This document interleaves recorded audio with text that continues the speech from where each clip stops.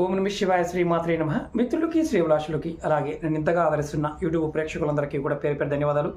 మిత్రులారా, మీ అందరికీ ప్రాదేవత ఎలవెలలా మీతో ఉండి మీ మనోవాంఛ నెరవేర్చాలని మనస్ఫూర్తిగా కోరుకుంటున్నాను. చాలామంది మిత్రులు గ్రామీణ ప్రాంతం వారు అడిగిన మాట ఏంటంటే, మా ఇంట్లో ఉప్పలమ్మ వచ్చిందండి.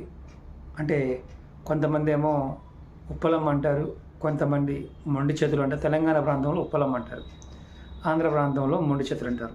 దానికి సరైన పేరు రామాస్తం, రావణాస్తం. అంటే రామాస్తం అనే దాన్ని ఏమో సుగంధ పరిమళం వచ్చేదాన్ని అంటారు. రావణాస్తం అంటే వాసన, అంటే విపరీతమైన దుర్గంధం కలిగి ఉంటుంది. పుట్టగొడుగులు లాంటివి వస్తాయి, చేతుల్లాగా పైకి వస్తాయి, పుల్లల్లాగా పైకి వస్తాయి. వీటిని మంచి సువాసన వస్తే రామహస్తం అంటారు, చెడు సువాసన వస్తే రావణాస్తం అంటారు. ఇవి వస్తే ఎటువంటి ఫలితాలు ఉంటాయి అనేది తంత్ర గ్రంథాల్లో ఏం చెప్పాలో చెప్తాను. అది రామాస్తం, దీన్ని మొండి చెయ్య అంటారు. మామూలుగా ఇది ఇంటి ప్రాంగణంలో వచ్చినప్పుడు మంచి సుగంధ పరిమళం, అంటే మంచి సెంటు వాసన వస్తుంది. ఆ కొమ్మలు కొమ్మలుగా చేతుల్లాగా వస్తాయి అన్నమాట. చేతులు వేలు ఎలా ఉంటాయి అలా వస్తాయి. ఇది ఏ ప్రాంతంలో, అంటే మీ ఇంట్లో ఏ ప్రాంతంలో వచ్చినా ఆ ఇంట్లో నివసించే వాళ్ళకి దినదిన అభివృద్ధి కలుగుతుంది. ఆర్థిక పరంగా చాలా అద్భుతమైన మంచి మార్పులు వస్తాయి. మంచి పర్ఫ్యూమ్గా ఉంటుంది, పుట్టగొడుగు లాంటిది అనుకోండి. అలాగే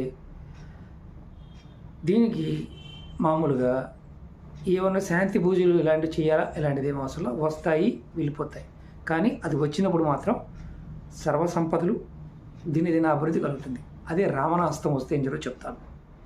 ఇది దుర్గంధం, అంటే చెడు వాసన వస్తుంది. దీని చుట్టూ విపరీతంగా ఈగలు తిరుగుతూ ఉంటాయి. పుట్టగొడుగు చుట్టూదా మనం పట్టుకొక్క అంటాం కదా, పుట్టగొడుగు, దీని చుట్టూ ఈగలు బాగా తిరుగుతాయి. అలాగే అది ఎప్పుడు వచ్చిందో అక్కడ నుండి ఆ ఇంటి యజమానికి ఎవరైతే ఉంటారో వాళ్ళకి కష్టాలు, మానసిక ఇబ్బందులు ఎక్కువగా వస్తాయి. అలాగే దీన్ని కీడు అంటారు. ఇది దక్షిణ దిక్కులో, మీరుంటున్న ఇంటికి దక్షిణ దిక్కులో వస్తే అగ్నిభయం ఏర్పడుతుంది. అలాగే పడమర దిశలో వచ్చిందనుకోండి, అది ఆ ఇంట్లో ఎవరో ఒకళ్ళు మరణించడానికి అవకాశం ఉంటుంది.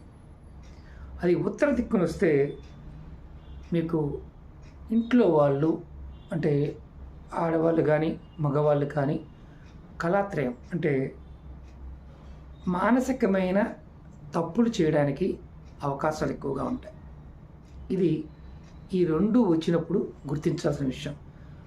చాలామంది తెలియదు, అంటే ఇప్పుడు ఈ రోజుల్లో ఎవరు పట్టించుకోవడం లేదు. గ్రామీణ ప్రాంతాల్లో ఇప్పటికీ కూడా వీటిని పట్టించుకుంటూ ఉంటారు. కాబట్టి సువాసన కలిగి ఉంది అంటే మాత్రం ఇబ్బంది లేదు, దుర్గంధం వచ్చిందంటే ఇబ్బంది.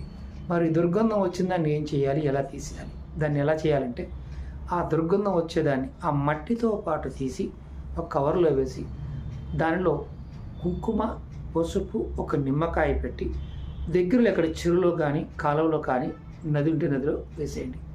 అది సుగంధం వచ్చేది ఏదైతే ఉందో దాన్ని తీయాల్సిన అవసరం లేదు. కొన్ని రోజులకి అవే ఎండిపోయి రాలిపోతాయి. అంటే మీకు మంచి చెడు కూడా రెండు ఇవి రామాస్తం, రావణాస్తం చూపిస్తాయి. దీన్ని మనం వ్యవహారిక భాషలో ఉప్పలమ్మ, ఆంధ్ర ప్రాంతంలో అయితే కనుక మండు చేతులు అని అంటూ ఉంటారు. ఎవరైనా సరే చూసి ఉంటే కామెంట్ చేయండి. ఎందుకంటే కొంతమంది అడిగారు, అంటే కామెంట్స్లో కాదు మెయిల్లో అడిగారు, గురువుగారు ఇది మీరు ఎప్పుడు చెప్పలేదు, వీటి గురించి చెప్పండి అని. ఇవి సాధారణంగా ఇప్పుడు ఉన్న రోజుల్లో ఎవరు పట్టించుకోవడం లేదు. అవి వచ్చినా తీసేస్తున్నారు.